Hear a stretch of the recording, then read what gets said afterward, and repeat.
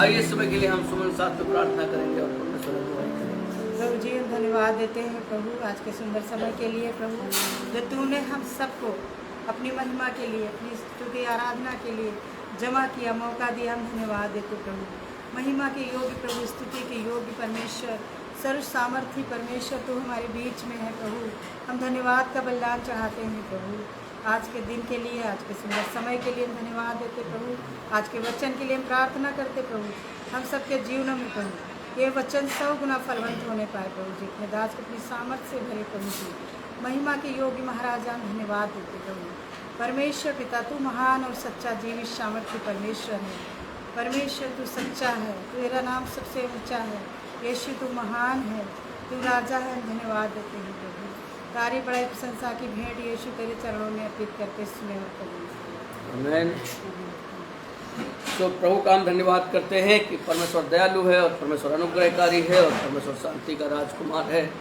और जैसे आप तो हमने बताया था कि कल स्वर्ग के विषय में बताया था कि स्वर्ग लोग कहाँ हैं और स्वर्ग किसे कहते हैं। और कल हम आपको बता रहे थे कि यहूदी लोग परमेश्वर का नाम व्यर्थ क्यों नहीं लेते थे, क्योंकि वे लोग क्या करते थे कि अगर परमेश्वर की कोई बात करनी होती थी वो कहते थे स्वर्ग में, स्वर्ग का परमेश्वर है, स्वर्ग में ऐसा काम करना है। तो स्वर्ग एक ऐसी जगह है जहाँ केवल परमेश्वर और उसके दूत रहते हैं। स्वर्ग एक ऐसी जगह है और जहाँ पर परमेश्वर रहता है। तो कल हमने आपको बताया था कि यीशु मसीह स्वर्ग से आया था और वह अपनी मृत्यु और पुनरुत्थान के पश्चात स्वर्ग को लौट गया था। और जब वह स्वर्ग में अपने लोगों का पक्ष लेने के लिए उपस्थित रहता है, स्वर्ग में वो अपने लोगों का पक्ष लेने के लिए क्या कहता है, उपस्थित रहता है। जैसे आज हम सब लोग, जितने लोग यहाँ बैठे हैं या जितने लोग आज हम देख रहे हैं या जितने लोग यीशु मसीह का भय मानते हैं, वो हर एक व्यक्ति का पक्ष लेने के लिए स्वर्ग में बैठा हुआ है और कहता है नहीं, ये मेरा व्यक्ति है और ये मेरा बेटा है और इसको ये मेरे साथ ही रहेगा, क्योंकि बेटा जो है बाप से अलग होकर के कभी नहीं रह सकता। लिखा है कि और एक दिन वह अपने लोगों को बचाने के लिए तथा शत्रुओं का न्याय करने के लिए वह स्वर्ग से लौटेगा। स्वर्ग से क्या करेगा? लौटेगा। और आज हम आपको बताना मांग रहे हैं कि परमेश्वर के अनुग्रह के द्वारा स्वर्ग उनका भी अनंत निवास स्थान बन जाता है, जो विश्वास के द्वारा परमेश्वर की संतान बन गए हैं। अब देखिए, बहुत बड़ी बात है और कई बार हम तमाम सारी बातों को नहीं समझ पाते, मगर हमारी धर्मशास्त्र एक बात ये कहती है कि परमेश्वर के अनुग्रह के द्वारा स्वर्ग उन लोगों का भी अनंत निवास स्थान बन जाता है, जो विश्वास के द्वारा परमेश्वर की संतान बन गए हैं। क्योंकि जैसे ही हमने यीशु को, लिखा है कि प्रभु करके स्वीकार किया, परमेश्वर ने अपनी संतान होने का अधिकार दिया। अगर हम, परमेश्वर ने हमें लेपालक का दर्जा दिया है और परमेश्वर ने हमें गोद लिया है, तो गोद लेने का मतलब है कि हम उसकी संतान बन गए। गोद लेने का यही मतलब है कि उसकी चल अचल संपत्ति के हम वारिस हो गए। क्या हो गए? चल अचल संपत्ति के क्या हो गए? वारिस हो गए। हमारी धर्मशास्त्र यूहन्ना के सुसमाचार और उसके 14 अध्याय उसके 1 पद से लेकर के 3 पद तक लिखते कहते हैं कि तुम्हारा मन व्याकुल ना हो और परमेश्वर पर विश्वास रखो और मुझ पर भी विश्वास रखो। मेरे पिता के घर में बहुत से रहने के स्थान हैं, और यदि ना होते तो मैं तुमसे कह देता, क्योंकि मैं तुम्हारे लिए जगह तैयार करने जाता हूँ। और यदि मैं जाकर के तुम्हारे लिए जगह तैयार करूँ और तो फिर मैं आकर के तुम्हें अपने यहाँ ले जाऊँगा, और कि जहाँ मैं रहूँ वहाँ तुम भी रहो, जहाँ मैं रहूँ वहाँ तुम भी रहो। देखिए, हमारे परमेश्वर की, हमारे प्रभु यीशु मसीह की कितनी अच्छी मनसा है, कितनी भली मनसा है। और परमेश्वर एक बात कहता है तुम्हारा मन व्याकुल ना हो, तुम्हारा मन व्याकुल ना हो और ना तुम, और लिखा है व्याकुल ना हो और परमेश्वर पर विश्वास रखो और मुझ पर भी विश्वास रखो। यीशु मसीह कहते हैं तुम परमेश्वर पर विश्वास रखो और मुझ पर भी विश्वास रखो, और मेरे पिता के घर में बहुत से रहने के स्थान है। मेरे पिता के घर में बहुत से रहने के स्थान है, और यदि ना होते तो मैं तुमसे कह देता, यदि ना होते तो मैं तुमसे कह देता, क्योंकि मैं तुम्हारे लिए जगह तैयार करने जाता हूँ। मैं तुम्हारे लिए क्या करने जाता हूँ? जगह तैयार करने जाता हूँ। और यदि मैं जाकर के तुम्हारे लिए जगह तैयार करूँ तो फिर आकर के मैं तुम्हें अपने यहाँ ले जाऊँगा, और जहाँ मैं रहूँ वहाँ तुम भी रहो। तो हम सब जितनों ने यीशु मसीह को प्रभु करके स्वीकार किया है, हम जितनों ने पिता पुत्र पवित्र आत्मा की गवाही दी है, हम आपको बता दें, आपको घबराने की जरूरत नहीं है। और इस बात के लिए हमारे प्रभु यीशु मसीह कहते हैं तुम्हारा मन व्याकुल ना हो और मैं तुम्हारे लिए जगह तैयार करने जाता हूँ। मैं तुम्हारे लिए क्या है? जगह तैयार करने जाता हूँ, और इसलिए जगह तैयार करने जाता हूँ कि आकर के मैं तुम्हें ले जाऊँगा, और जहाँ मैं रहूँ वहाँ तुम भी रहो। जहाँ मैं रहूँ और वहाँ क्या रहो? तुम भी रहो। तो सबसे बड़ी बात है कि हमारा प्रभु हमसे बहुत प्यार करता है। और दूसरा कुरिन्थियों की पुस्तक उसका 5 अध्याय और उसके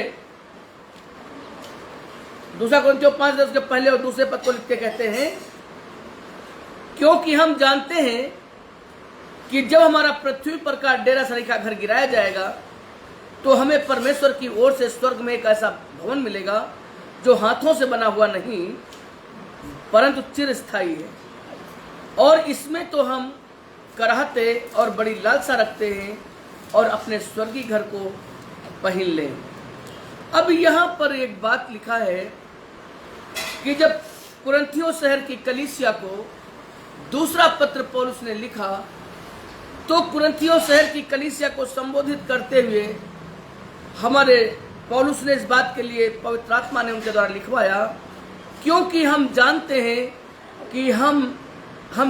हैं कि जब हमारा पृथ्वी पर का डेरा सरीखा घर गिराया जाएगा तो हमें परमेश्वर की ओर से स्वर्ग पर एक ऐसा भवन मिलेगा जो हाथों से बना हुआ नहीं परंतु चिरस्थायी है। कैसा है? चिरस्थायी है। क्योंकि जहां हम जाने वाले हैं, क्योंकि भैया हम विश्वासियों से एक ही बात कहते हैं कि मेरे मित्र, मेरे दोस्त, पृथ्वी पर केवल तुम्हें 70-80 साल रहना है, 85-90 साल रहना है, जहाँ के लिए तुम बहुत परिश्रम करते हो, सुबह से लेकर शाम तक, शाम से लेकर रात तक, रात से लेकर फिर सुबह तक, सुबह से लेकर के फिर शाम तक, 24 घंटे तुम परिश्रम करते रहते हो, तुम्हें नींदें नहीं आती हैं। जब नींद आ जाती है तो पता चलता है कहीं इनकम टैक्स का छापा न पड़ जाए, कहीं सेल टैक्स का छापा न पड़ जाए, कहीं कुछ ना हो जाए। क्योंकि मेरे भाई, हम आपको बता दें कि आपने केवल पृथ्वी की बातें देखी हैं और आपको स्वर्गीय बातों के विषय में कुछ नहीं मालूम है। आपको स्वर्गीय बातों के विषय में कुछ नहीं मालूम है। और हम तो आपसे यही कहेंगे कि मेरे मित्र, इतनी तैयारी यहाँ के लिए करो जितनी ठीक है, बाकी सारी तैयारी आप अनंत जीवन के लिए करो, जहाँ तुम्हें हमेशा हमेशा रहना है, जहाँ तुम्हें इंटरनल लाइफ रहना है, हमेशा हमेशा तुम्हें रहना है। तो हम आपको बता दें कि हमारा परमेश्वर महान और शांति का राजकुमार है, क्योंकि हमारी धर्मशास्त्र बताती है, क्योंकि हम जानते हैं जब हमारा पृथ्वी पर डेरा सरी का घर गिराया जाएगा तो हमें परमेश्वर की ओर से एक स्वर्ग में एक ऐसा भवन मिलेगा जो हाथों से बना हुआ नहीं परंतु चिरस्थायी है। परंतु क्या है? चिरस्थायी है, हमेशा के लिए है। और इसमें तो हम कराहते और बड़ी लालसा रखते हैं। इसमें कराहते हैं, दुख है, तकलीफ है, मगर लिखा अपने स्वर्गीय घर को पहन ले। लिखा अपने स्वर्गीय घर को क्या कर? पहन ले। तो मैं आपको बता दूं मेरे भाई, मेरी बहन, हम लोग रहते हैं परदेश और हम अपने देश जाने की तैयारी कर रहे हैं। हम एक नए नगर की खोज में हैं। हम क्या है? एक नए नगर की खोज में हैं, और इसलिए हमें परमेश्वर से प्रार्थना करने की ज़रूरत है। कुलुस्सियों की पुस्तक और उसके 1 अध्याय उसके 5 पद को लिखते हुए कहते हैं, लिखा है, उस आशा की हुई वस्तु के कारण जो तुम्हारे लिए स्वर्ग में रखी हुई है और जिसका वर्णन तुम उस सुसमाचार के सत्य वचन में सुन चुके हो। तुम सत्य वचन को क्या किए हो? सुन चुके हो। तो सबसे बड़ी बात क्या है? ये जब कुलुस्सियों शहर की कलीसिया को और जब पत्र लिखा पौलुस ने, तो कहा कि उस आशा की हुई वस्तु। कौन? हमें आशा है कि हम स्वर्ग में जाएंगे। हमें आशा क्या है? हम स्वर्ग में जाएंगे। इसलिए तो हम तकलीफ उठाते हैं, इसलिए तो हम दुख उठाते हैं, क्योंकि हम अपना स्वर्गीय स्थान छोड़ना नहीं चाहते। लिखा उस आशा की हुई वस्तु के कारण जो तुम्हारे लिए स्वर्ग में रखी हुई है। कहाँ रखी है? स्वर्ग में रखी हुई है, और जिसका वर्णन तुम उस सुसमाचार के साथ सत्य वचन में सुन चुके हो। लिखा उस सुसमाचार में क्या लिख चुके हो? तुम सुन चुके हो। तो हम आपको बताना चाहते हैं मेरे भाई, मेरी बहन, हम सब स्वर्ग के जाने की तैयारी कर रहे हैं और हम परदेश में हैं, और जहाँ हम जाने वाले हैं वहाँ कोई दुख नहीं है, वहाँ कोई तकलीफ नहीं है, और वहाँ कोई मुसीबत नाम की चीज़ नहीं है। इब्रानियों 12 अध्याय उसके 22 और 23 पद को लिखते हुए कहते हैं, इब्रानियों की पुस्तक और उसका 12 अध्याय उसके 22 और 23 पद को लिखते हुए कहते हैं, इब्रानियों का लेखक यहाँ पर लिखा है, पर तुम सियोन के पहाड़ के पास और जीवते परमेश्वर के नगर स्वर्गीय यरूशलेम के पास और लाखों स्वर्गदूतों और उन पहलौठों की साधारण सभा और कलीसिया जिनके नाम स्वर्ग में लिखे हुए हैं और सबके न्यायी परमेश्वर के पास और सिद्ध किए हुए धर्मियों की आत्माओं। तो अब यहाँ पर हम जो जाने वाले हैं स्वर्ग में, हम जहाँ की स्वर्ग की तैयारी कर रहे हैं, तो वहाँ पर इब्रानियों के लेखक लिखते हैं और चेतावनी देते हैं लोगों को, कि इब्रानियों शहर के लोगों को, कि पर तुम सियोन के पहाड़ के पास और जीवते परमेश्वर के नगर स्वर्गीय यरूशलेम के पास और लाखों स्वर्गदूतों और उन पहलौठों की साधारण सभा और कलीसिया और जिनके नाम स्वर्ग में लिखे हैं, जिनके नाम कहाँ हैं? स्वर्ग में लिखे हैं। तो भैया हम आपको यही बताना चाहते हैं मेरे मित्र, हम लोग स्वर्गीय लोग हैं। हम लोग कौन लोग हैं? हम लोग स्वर्गीय लोग हैं। हम लोग दुनियावी लोग नहीं हैं। हम जिंदा हैं तब भी स्वर्गीय, और हम मर भी गए तब भी हम स्वर्ग में जाएंगे, क्योंकि परमेश्वर ने अपनी आत्मा हमें बयाने में दी है, और इसलिए हम स्वर्गीय लोग हैं, क्योंकि हमें पवित्र आत्मा उसने दान में दिया है, जो आज हमारे साथ साथ रह करके वो काम को करती है। और सबके न्यायी परमेश्वर, मतलब 1 2 3 नहीं, दुनिया के जो 8 साढ़े 8 अरब लोग हैं, सबके न्यायी परमेश्वर के पास और सिद्ध किए हुए धर्मियों की आत्माओं, सिद्ध किए हुए धर्मियों की आत्माएं, और सब हमारे साथ परमेश्वर के राज्य में और प्रभु के साथ में प्रभु के राज्य में वास करेंगे, क्योंकि हम जानते हैं कि हम स्वर्गीय हैं और हम स्वर्गीय चीज़ों की खोज में हम रहते हैं। और इसीलिए जब रोमियो शहर की कलीसिया को पौलुस पत्र लिखते हैं तो कहते हैं कि आत्मिक लोग आत्मा की बातों पर मन लगाते हैं और सांसारिक लोग शरीर की बातों पर मन लगाते हैं। शरीर पर मन लगाना तो परमेश्वर से बैर है, और आत्मा पर मन लगाना जीवन और शांति है। तो हम आपको बताना चाहते हैं कि हमें और आपको कभी भी भयभीत होने की जरूरत नहीं है। अगर हम यहाँ दुख भी उठाते हैं तो ज़्यादा दिन के लिए नहीं, क्योंकि तुम्हारे शत्रु तुम्हें ज़्यादा दिन तुम्हें सता नहीं पाएंगे।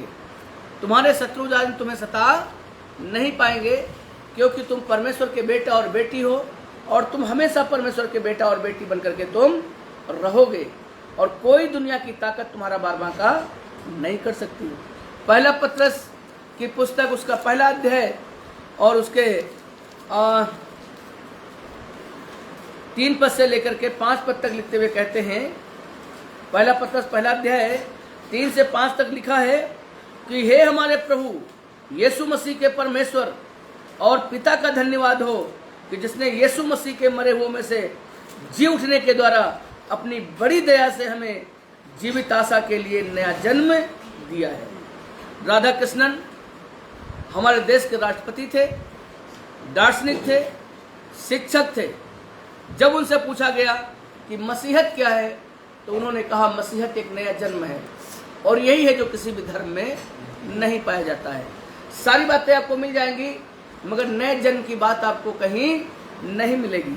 और पत्रस इस बात के लिए कहते हैं कि हमारे प्रभु यीशु मसीह के परमेश्वर, हमारे प्रभु यीशु मसीह के परमेश्वर और पिता का धन्यवाद हो, जिसने यीशु मसीह के मरे हुए में से जी उठने के द्वारा अपनी बड़ी दया से हमें जीवित आशा के लिए नया जन्म दिया है।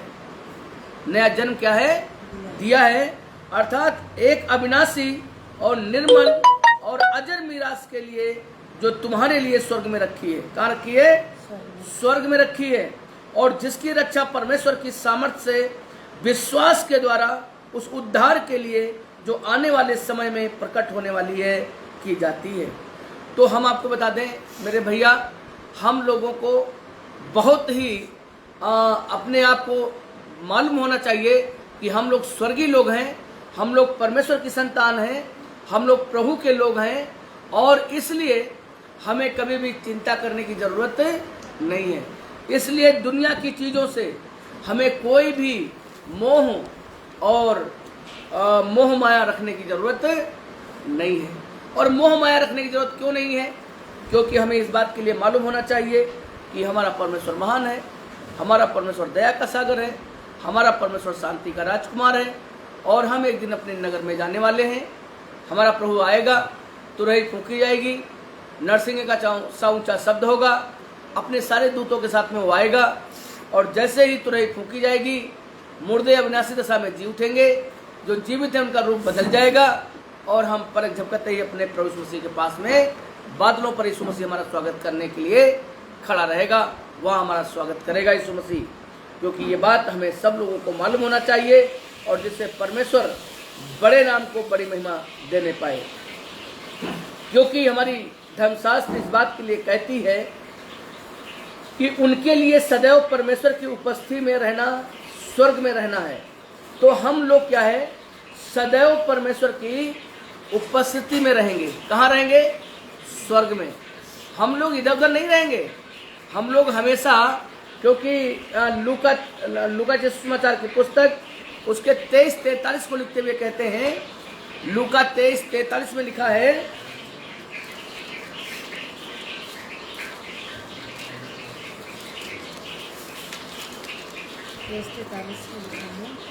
क्या लिखा है? उसने उससे कहा, मैं तुमसे सच कहता हूँ, आज ही तुम मेरे साथ स्वर्गलोक में होगा। अब यहाँ पर लिखा हुआ है 23-43 में लिखा है, उसने उससे कहा, मैं तुझसे सच कहता हूँ कि आज ही तू मेरे साथ स्वर्गलोक में होगा। क्योंकि यीशु मसीह की जो मृत्यु हुई थी, दी गई थी, उन्हें क्रूस दिया गया था, वो क्या हुआ था कि 2 डाकुओं के साथ में दिया गया था। एक डाकू ने कहा कि अरे तू अपने आप को भी बचा और हमको भी बचा। एक ने कहा, हे करुणानिधि, हमने तो पाप किया है जिसका प्रतिफल हमको मिल रहा है, दंड मिल रहा है, मगर तूने कौन सा पाप किया था, तुझे क्यों दंडित किया जा रहा है? ये चोरों को तक मालूम था कि यीशु मसीह निर्दोष है, ये डाकुओं को भी ये बात मालूम थी कि यीशु मसीह निर्दोष है। और उसने कहा, हे करुणानिधान, जो अपने राज्य में जाना तो मेरी भी सुधि लेना। यीशु मसीह ने क्रूस पर से उससे कहा, मैं तुझसे सच कहता हूँ कि आज ही तू मेरे साथ स्वर्गलोक में होगा। कहा, आज ही तू मेरे साथ स्वर्गलोक में होगा। तो यहाँ पर मैं आपको जो बताना मांग रहा हूँ वो ये मांग रहा हूँ कि भैया, लिखा है उसके लिए सदैव परमेश्वर की उपस्थिति में रहना, स्वर्ग में रहना है। तो जब हम परमेश्वर के पास रहेंगे तो कहाँ रहेंगे? सदैव हम उसकी उपस्थिति में रहेंगे। दूसरा कुरिन्थियों 5:8 को लिखते हुए कहते हैं, और दूसरा कुरिन्थियों की पुस्तक उसके 5 अध्याय उसके 8 पद को लिखते हुए कहते हैं, यहाँ पर लिखा है 5:8 में लिखा है, इसलिए हम ढांढस बांधे रहते हैं और देह से अलग होकर के प्रभु के साथ रहना और भी उत्तम हम समझते हैं। अब यहाँ पर देखिए, पौलुस कुरिन्थियों शहर की कलीसिया को संबोधित कर रहा है, और कुरिन्थियों शहर की कलीसिया को संबोधित करते हुए पौलुस कहता है इसलिए हम ढांढस बांधे रहते हैं।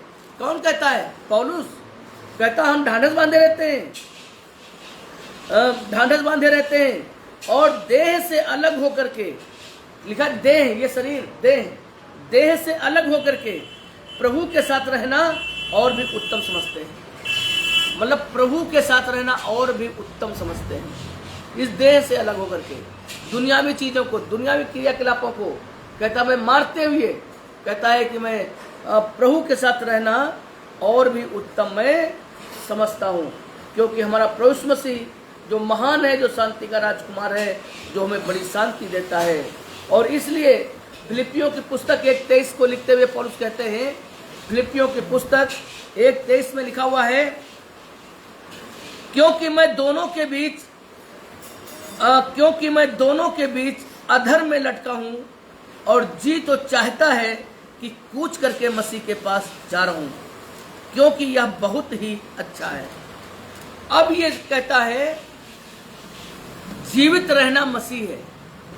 अब यहां पौलुस बहुत परेशान होता है, व्याकुल होता है, क्योंकि आखिर वो भी क्या था? मनुष्य था। और 23 पद में कहता है,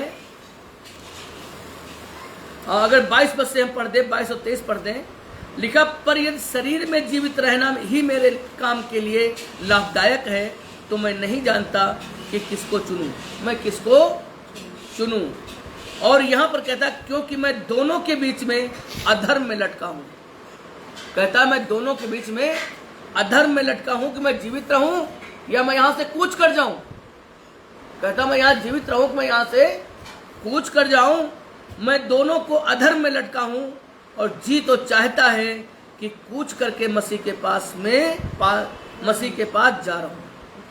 कहता है मन तो ये कहता है, मन तो इतना व्याकुल होता है कि मैं कूच करके मैं मसीह के पास में जा रहा हूँ, क्योंकि यह बहुत ही अच्छा है, यह बहुत ही अच्छा है। मैं आपको बता दूं, हर आदमी स्वर्ग में रहना चाहता है, हर आदमी स्वर्ग में रहना चाहता है। और कहता है मैं ऐसे व्यक्ति को जानता हूँ, ना जाने देह रहित, ना जाने देह सहित, और वो तीसरे आसमान पर उठा लिया गया। तो सबसे बड़ी बात क्या है, वो ये बात अपने आप को कहता है कि मैं ऐसे व्यक्ति को जानता हूँ। हमारे प्रभु मसीह उसको स्वर्ग लेकर के गया था, स्वर्ग की सारी चीज़ें उसको दिखाई थी, तब जाकर के उसने ये 13 पत्रियाँ लिखी। अगर इब्रानियों को मिला लें तो 14 पत्रियाँ उसने लिखी, और ये छोटी बात नहीं थी पौलुस के लिए। तो मैं आपको बताना चाहता हूँ मेरे भाई और मेरी बहन, यीशु आपसे बहुत प्यार करते हैं और प्रभु नहीं चाहते कि एक भी जन दुनिया से नाश हो। और यहाँ पर लिखते कहते हैं, और दूसरा कुरिन्थियों 12 अध्याय उसके 2 से 5 तक कहते हैं। दूसरा कुरिन्थियों 12 अध्याय और उसके 3 से 5 तक लिखते कहते हैं,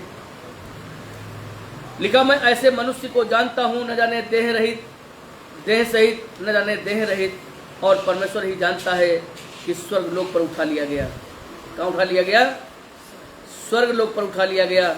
और ऐसी बातें सुनी जो कहने की नहीं और जिनको मुंह पर लाना मनुष्य को उचित नहीं है।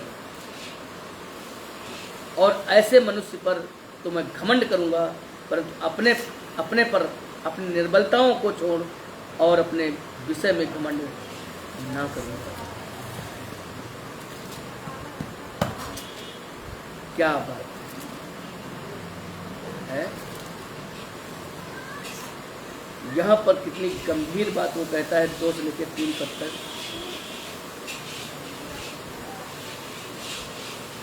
कहता है कि मैं मसीह में एक मनुष्य को जानता हूँ जो 14 वर्ष हुए कि न जाने देह सहित, न जाने देह रहित, परमेश्वर ही जानता है। और ऐसा मनुष्य तीसरे स्वर पर उठा लिया गया, ऐसा मनुष्य तीसरे स्वर पर उठा लिया गया। और मैं ऐसे मनुष्य को जानता हूँ, न जाने देह सहित, न जाने देह रहित, परमेश्वर ही जानता है कि वह स्वर्ग लोक पर उठा लिया गया। और वह ऐसी बातें सुनी जो कहने की नहीं, जिनका मुंह पे लाना मनुष्य के लिए उचित कि वही पौलुस है जिसको परमेश्वर ने बोला। मैं बताना चाहता हूँ मेरे भाई मेरी बहन, परमेश्वर आपसे बहुत प्यार करता है। आप दुनियावी चीज़ों को छोड़ दीजिए, दुनियावी चीज़ें आपको मिल जाएंगी। मेरे भाई ये सोचिए कि हमने ऊपर के लिए क्या तैयारी करी है, ये सोचिए हमने स्वर्ग के लिए क्या तैयारी करी है। हमारा प्रभु महान है, हमारा प्रभु दया का सागर है, हमारा प्रभु शांति का राजकुमार। हमें स्वर्ग की ओर देखने की जरूरत है, हमें स्वर्ग की ओर ताकने की जरूरत है। आइए हम प्रार्थना करें। हमारे जीवित पिता परमेश्वर, हम आपका धन्यवाद करते हैं, धन्यवाद करते हैं आकाश और पृथ्वी के स्वामी जो धरती पर अन्न उग जाते हैं। धन्यवाद करते सब प्राणियों के आत्माओं के पिता के पृथ्वी के हर एक व्यक्ति का जीवन आपके हाथ में सुरक्षित जीवन है। इसलिए यीशु मसीह हम आपसे प्रार्थना करते हैं, हम आपकी बड़ी दया को, आपके बड़े अनुग्रह को हम चाहते हैं परमेश्वर पिता। और यीशु मसीह हम आपसे प्रार्थना करते हैं, आप बड़ी आशीष दीजिए प्रभु। दया के घर को आपकी बाहों में सौंपते हैं परमेश्वर पिता। ये दया का घर पूरा पश्चिम उत्तर दक्षिण फैलने पाए, इसके डेरे के पट लंबे कर दिए जाएं, अपने डेल डौल में फूलने फैलने पाए। यीशु मसीह हम आपसे प्रार्थना करते हैं, हम आपकी बड़ी अगुवाई को चाहते हैं। जितने लोग तेरे वचन को सुन रहे हैं प्रभु जी इनके जीवन आशीषित कर दिए जाए। प्रभु जी ने प्रार्थना का जीवन दे, विश्वास में आगे बढ़ाएं, भेद बातों को प्रकाशित करें, क्योंकि जय ने मृत्यु को निगल लिया है, मृत्यु तेरा डंक कहाँ रहा। इसलिए यीशु मसीह हम प्रार्थना करते हैं जो बीमारी की दशा में है, जो गरीबी की दशा में है, जो दुष्ट आत्माओं से ग्रसित हैं, उनकी दुष्ट आत्मा, उनकी गरीबी, उनकी बीमारी आपके नाम से चली जाए। यीशु मसीह इन सबको हम स्वर्ग के राज्य में देखना चाहते हैं। प्रभु हम धन्यवाद करते हैं, परमेश्वर पिता आपकी दया चाहते हैं। यीशु मसीह आज पूरे दिन भर काम को आपकी बाहों में सौंप देते हैं। प्रभु आपकी दया, आपका अनुग्रह चाहते हैं। यीशु मसीह आपके बड़े उसने नाम से मांग ले तो उसने कबूल करे। आमीन। आमीन आमीन आमीन।